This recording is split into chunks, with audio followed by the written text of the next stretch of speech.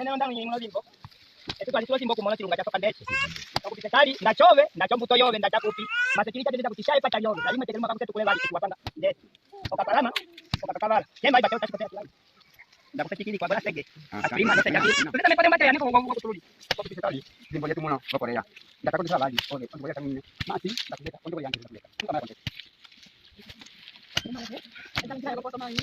batene mpokosa tene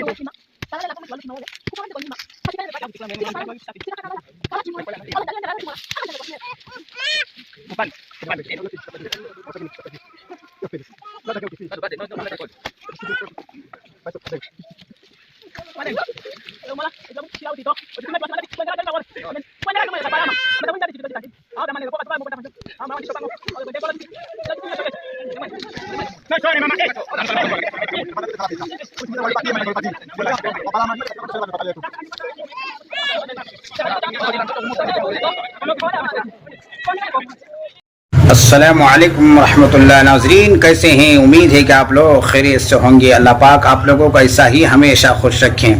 दोस्तों, जो video को मैं दिखाया और आपने जिस वीडियो को देखी तो वो एक ताबूत के अंदर एक डेड बॉडी रखा हुआ है जो बारी बारी आ रहा है और सब उस पर डंडा बरसा रहा है, सब उसको छरी से मार रहा है। ना जाने ये किस धर्म के मानने वाले हैं और किस मज़हब से ताल्लुक़ रखता है और कौन सी किताब से इनकी ताल्लुकात हैं।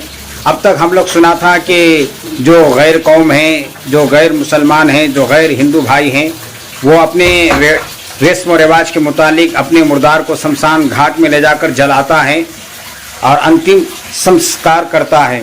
और मुसलमान बड़ी इज्जत व एहतराम के साथ, इकराम के साथ मुर्दों को कफन और दफन करता है, नहलाता है, कफन पहनाता है, बड़ी अदब व एहतराम के साथ कब्र में जाकर अपनी शरीयत के मुताबिक उसको दफन करता है।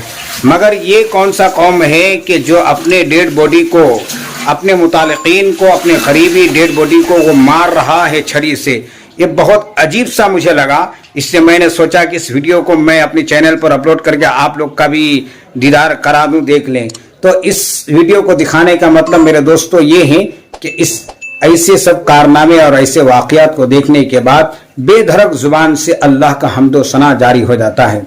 हमें अल्लाह का शुक्रिया अदा करें कि अल्लाह पाक ने हमें ईमान की दौलत से मालामाल फरमाया। जिसके पास आज ईमान नहीं है, जिसके पास इस्लाम नहीं है, जिसके पास नबी और रसूल की किताबें नहीं है, वो किस किस तरीके से अपनी ज़िंदगी को गुजारते हैं। और ये तो अजीब सी बात है कि डेड बॉडी को छरी से मार रहा है और बारी बारी आकर उसको मार रहा है, ताबूत के अंदर रखा हुआ है।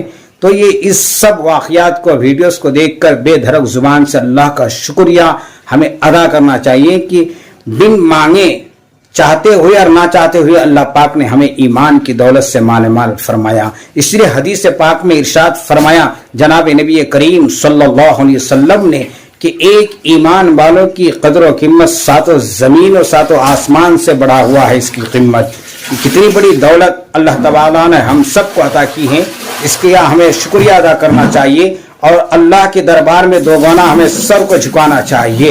अल्लाह पाक हम सबको अपने ईमान पर हमेशा कायम और दायम अता फरमाए। दोस्तों, वीडियो अगर अच्छी लगी है तो ज़रूर आप लाइक कीजिए, शेयर कीजिए, कमेंट करके बताइए कि इसके मुतालिक आपके दिल में क्या ख्यालात हैं, आप क्या राय और मशवरा मुझे देना चाहते हैं, कमेंट करके बताइए। अस्सलामु अलैकुम व रहमतुल्लाह।